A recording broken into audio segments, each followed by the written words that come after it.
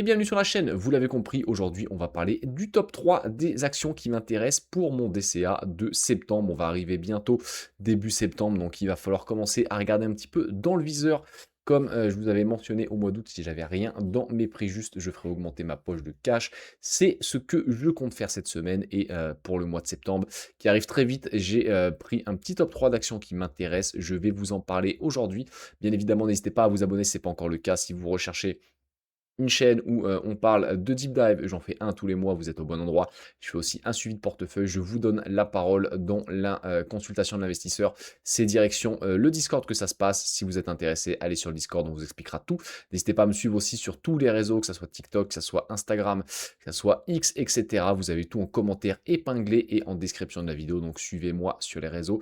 Je n'ai absolument zéro formation, je n'ai rien à vous vendre. C'est ce qui me permet en tout cas, pour moi personnellement, d'être le plus libre possible, comparé à d'autres créateurs du contenu et surtout, vous ne retrouverez ici jamais de titre à la con putaclic où je vous annonce un crack, un machin, un truc qui va arriver. Non, je vous présente tout simplement mon, portefeuille en étant le plus transparent possible, ma stratégie et je n'ai absolument rien à vous vendre parce que pour moi, chaque personne doit faire sa stratégie, suivant son objectif, son horizon de temps etc. Donc on va partir, on va aller voir mon top 3. On va aller voir un petit peu ce qui est intéressant selon moi à acheter, bien évidemment, aucun conseil d'investissement, faites vos propres recherches. Investir comporte des risques de perte en capital. Et je vais vous faire une petite confidence. Aucune de ces actions qu'on peut retrouver, bien évidemment, sur Bygger, mon outil que j'utilise au quotidien, aucune de ces actions ne m'intéresse pour le mois de septembre. On va aller voir un petit peu après, mais on va parler de Bygger qui continue ses mises à jour hebdomadaires, mises à jour qui sont vraiment hyper intéressantes. Si vous voulez tester l'outil, vous avez 10% de réduction grâce à mon code créateur. Vous avez surtout 14 jours totalement gratuits. Allez l'essayer. Vous avez tout pareil en description de la vidéo. Vous avez les liens, etc. Et bien évidemment, tant que vous gardez votre abonnement, l'abonnement n'augmente pas. Donc vous avez 10% de réduction potentiellement à vie si vous gardez votre abonnement avec mon lien. Donc nous, on va partir pour le top 3. Et bien évidemment, on va parler de Reddit. Je sais que ça va énerver certains, mais il y a énormément de gens qui commencent à me dire ouais mais Reddit tu arrêtes pas d'en parler etc etc. Mais c'est exactement les mêmes qui ont envie de rentrer actuellement sur Booking, alors que Booking j'arrêtais pas d'en parler aussi quand elle était à 155 $. Maintenant qu'elle est au-dessus des 200, tout le monde en veut. C'était la même chose sur Ferrari, c'était la même chose sur Microsoft, c'était sur la même chose sur ResMed à 190 $, etc. Quand on a des deals qui sont intéressants, qu'on arrive vers des zones de prix intéressantes, oui, c'est des actions que j'ai envie de mettre en lumière. Bien évidemment, il n'y a encore aucun conseil en investissement, mais quand on a une action du profil de Reddit avec 91% de marge brute, quand elle est à un prix qui me semble assez sympa, j'en ai fait un deep dive aussi, n'hésitez pas à aller le voir, bah, j'en fais des vidéos tout simplement. Bien évidemment que maintenant que Booking est à 210 $, elle m'intéresse beaucoup moins. Et là, on va parler de Reddit.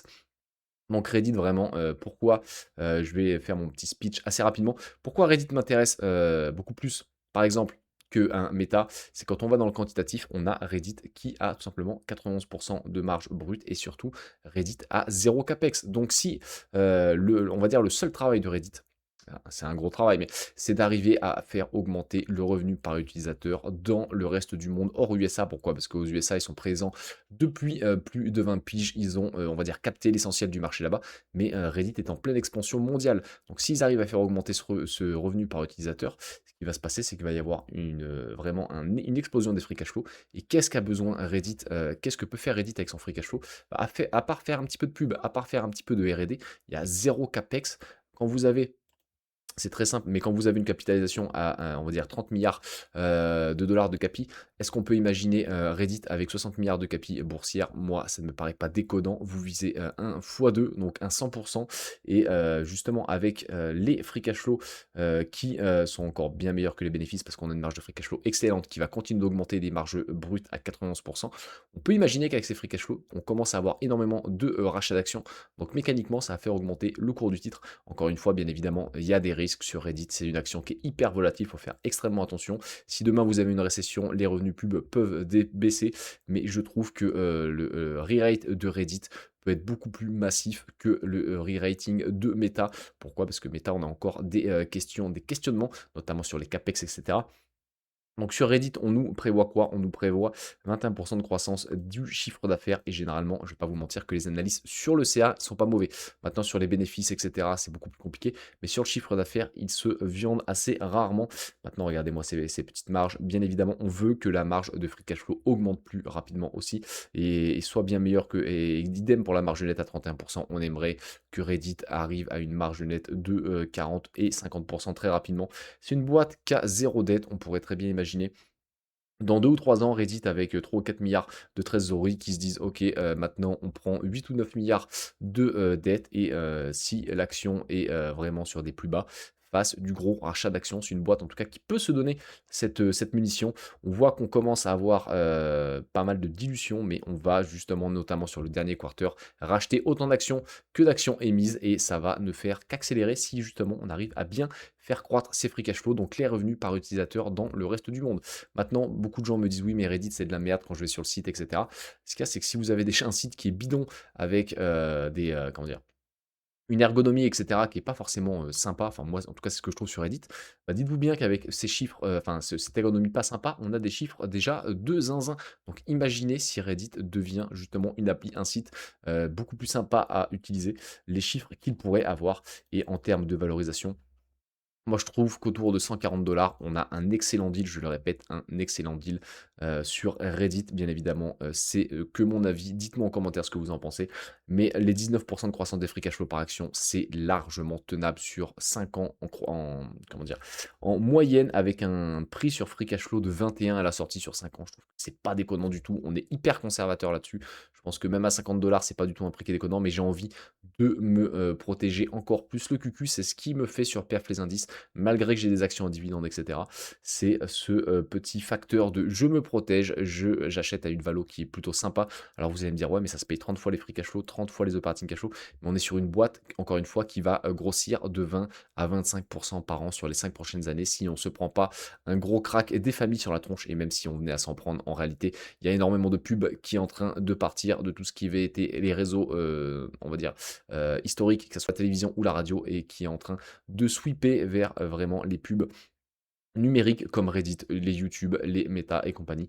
Donc on voit qu'on aurait une fair value autour de 300, je suis peut-être pas d'accord, mais on est, potentiellement pour moi sous-évalué actuellement sur Reddit parce qu'on a vraiment des chiffres qui vont se contracter. Ça s'achète 33, fois les bénéfices actuellement, ça va s'acheter 25, en forward PE sur les 4 prochains, trimestres. Il me semble, voilà. Et sur l'année 2027, 20 fois, 17 fois, et cetera. Bref, on voit qu'on a vraiment de la grosse croissance. On va parler des free cash flow par action avant d'aller voir notre autre entreprise et on voit qu'on a une croissance des free cash flow par action de 84% sur les 3 dernières années.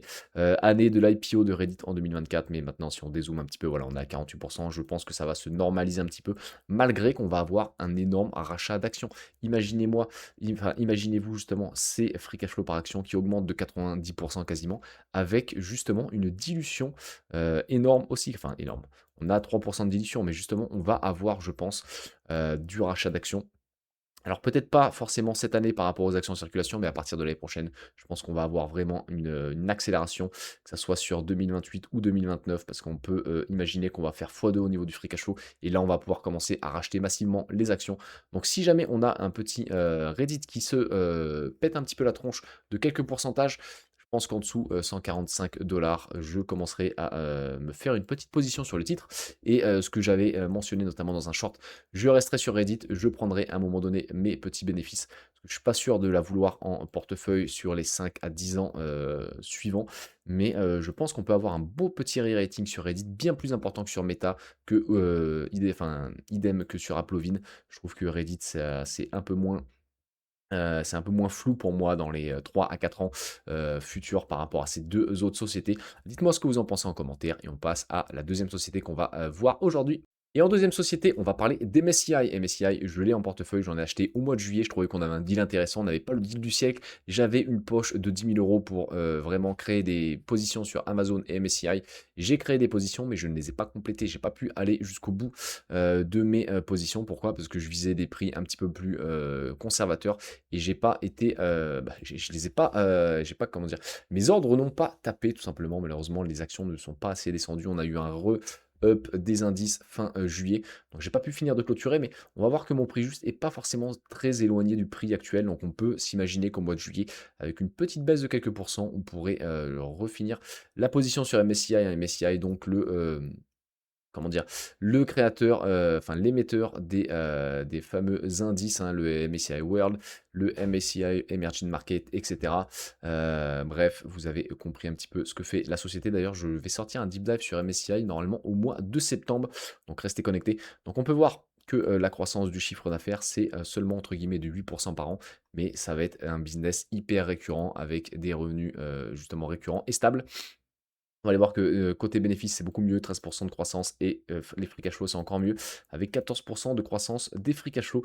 Il y a eu énormément de rachats d'actions aussi sur MSCI. On a un PDG, un CEO qui rachète énormément, d'actions. Donc là, on peut, se dire que le CEO est aussi rémunéré, enfin, il y a énormément de bonus de rémunération si MSCI arrive à des paliers beaucoup plus importants du prix de l'action. Donc on a un, board qui est aligné avec l'actionnaire là-dessus et on voit qu'en termes de marge, MSCI travaille de mieux en mieux. On est passé de 78 de marge brute à 83 actuellement, 42 sur les 10 dernières années, de marge OP à 55 et des marges nettes qui sont passées de 23 à 41. Donc ça, c'est plutôt très très bon signe, une boîte qui travaille très bien.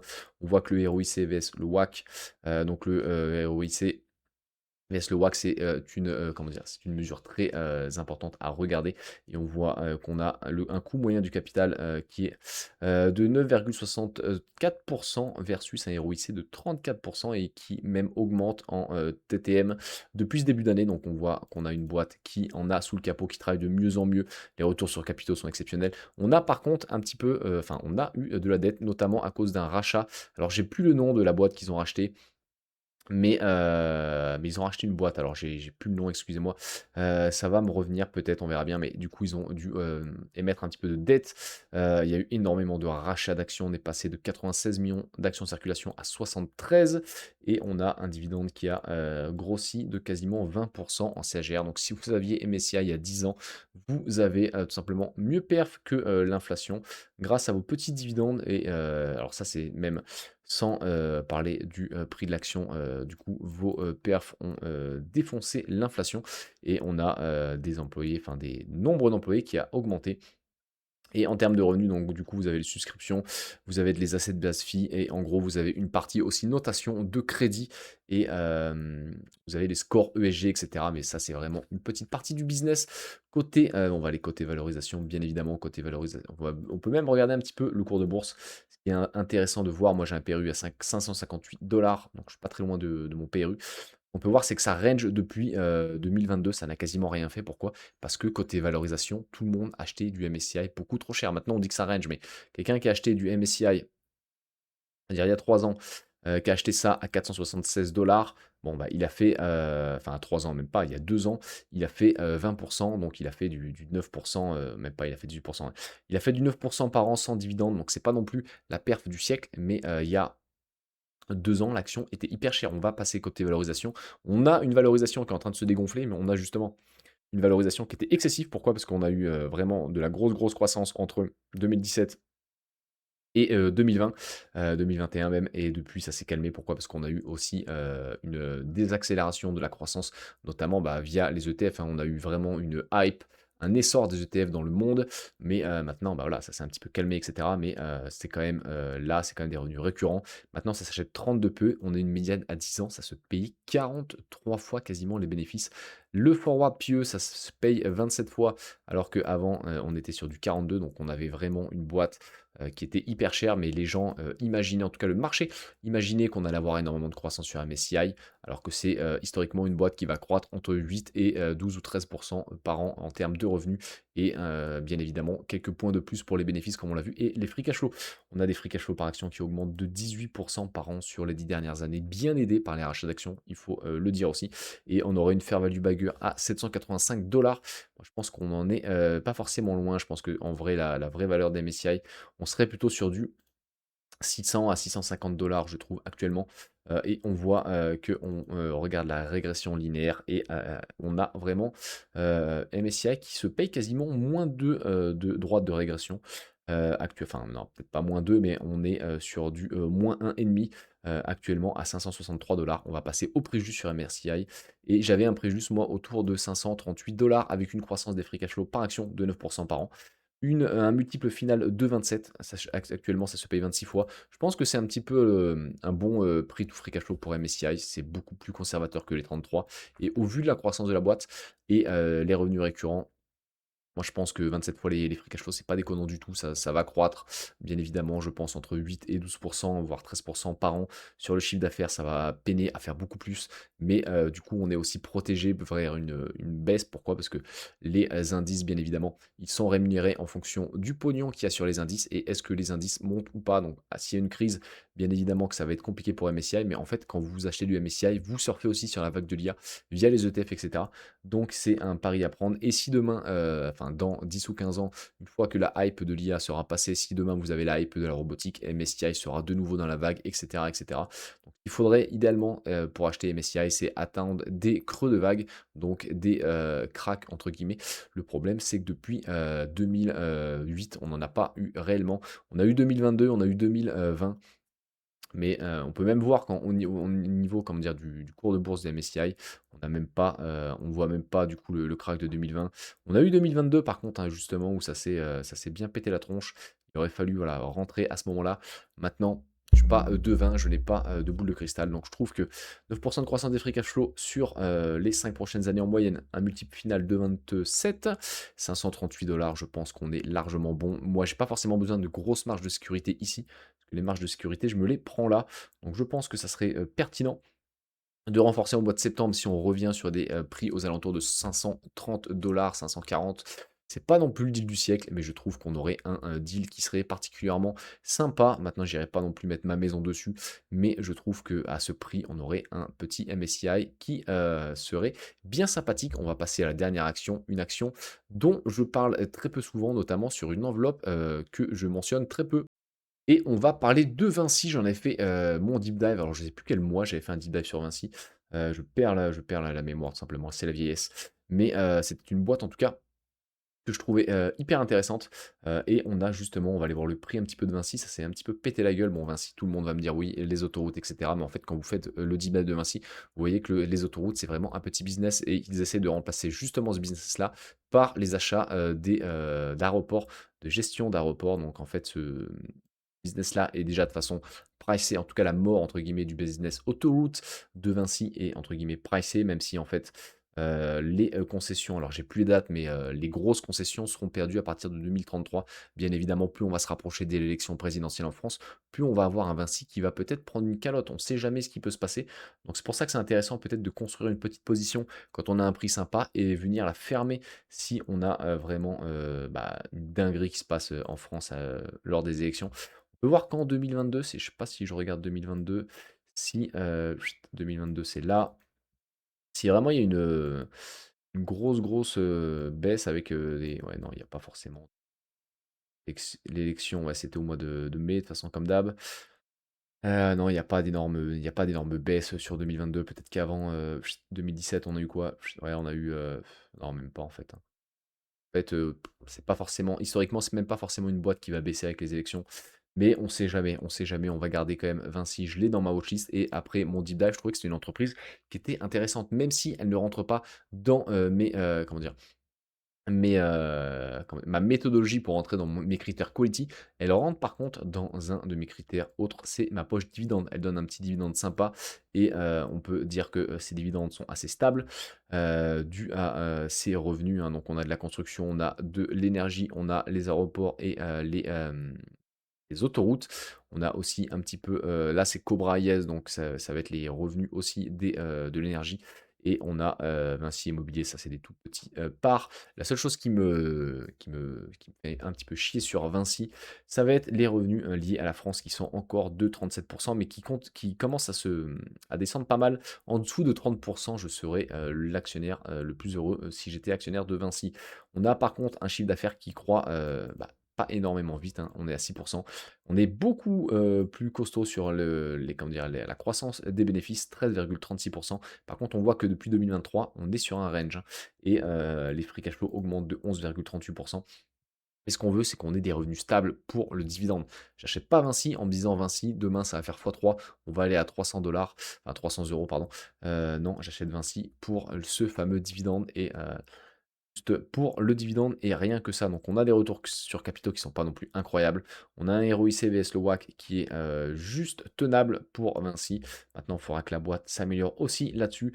On a du coup très peu de dépenses en SBC. J'aurais aimé qu'on n'en ait pas du tout. Et on a un petit peu de CAPEX, mais ça reste correct. Par contre, on a une boîte qui, oui, a de la dette. On a des actions en circulation qui restent stables. Et on a un dividende qui augmente de 10% par an, qui couvre à peine l'inflation sur les 10 dernières années. Et hop, on va aller voir justement en termes de dividendes. On a un payout ratio de 54%. C'est pas petit, mais c'est pas non plus. On n'a pas une entreprise qui est pieds et poings liés avec un gros payout. On a encore de la place, mais on voit que voilà, en 2025, il a très peu augmenté. Et en réalité, je pense qu'il va très peu augmenter. Pourquoi? Parce qu'on a quand même une boîte qui fait du rachat d'actions. Ça, c'est plutôt très très bon signe aussi, notamment dans une boîte à dividendes. On veut que l'entreprise justement rachète ses actions, fasse disparaître des actions pour que son payout ratio, du coup, mécaniquement baisse et puisse augmenter l'action sans forcément défoncer son free cash flow qui peut être investi aussi ailleurs et qui nous couvrira le jour où vous avez une ou deux années un petit peu plus difficiles sur le titre. Donc on va parler maintenant valorisation avant de conclure cette vidéo.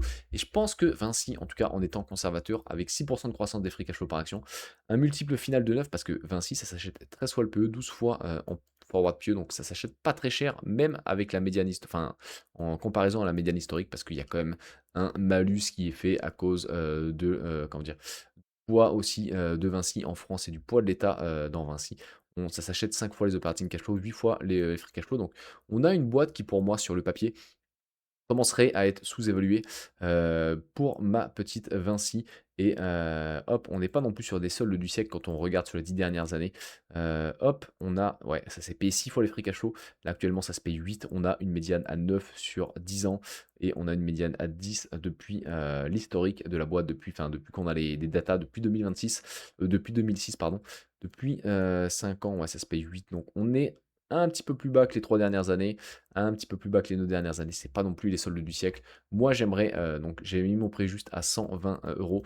J'aimerais peut-être être encore un peu plus conservateur, pourquoi pas, notamment sur une boîte à dividendes où il ne faut pas rater ses entrées, il ne faut surtout pas rater ses entrées sur une boîte à dividendes. J'aimerais pouvoir payer peut-être Vinci à 110 euros. Je trouverais qu'on aurait vraiment le deal, pas du siècle, mais un deal hyper intéressant autour de 110 euros sur Vinci. Et on les a eu, hein, il n'y a pas très longtemps non plus en vrai, hein.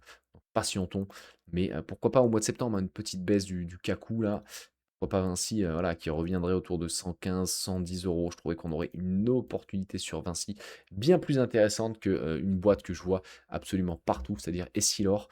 Luxottica, je ne sais pas pourquoi les gens sont hypés, à part les lunettes connectées qui créent vraiment une grosse hype. Je trouve qu'Exilor, en tout cas, je trouve que Vinci serait une meilleure position à avoir dans un petit PEA. Et c'est pas du tout, je m'interdis pas d'acheter une petite partie d'actions Vinci sur mon PEA si elle tombe en dessous de 115 euros en vrai, après avoir hein, pourquoi elle tombe, etc. Voir comment est le marché à ce moment-là, mais pourquoi pas en vrai.